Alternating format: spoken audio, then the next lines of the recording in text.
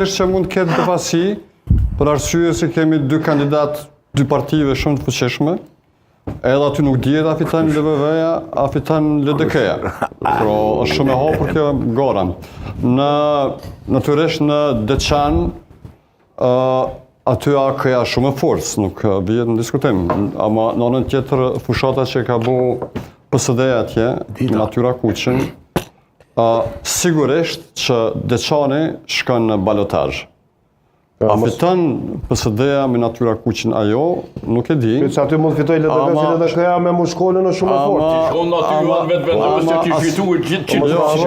Natyra Kuqi është e reja, është e ardhmja, është ndryshimin në AK. Edhe nëse qytetarët në PSD, nëse qytetarët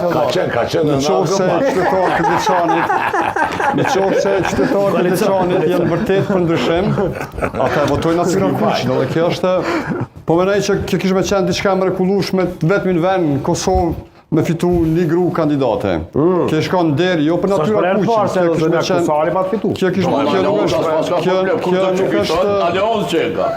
Kjo nuk është ndaj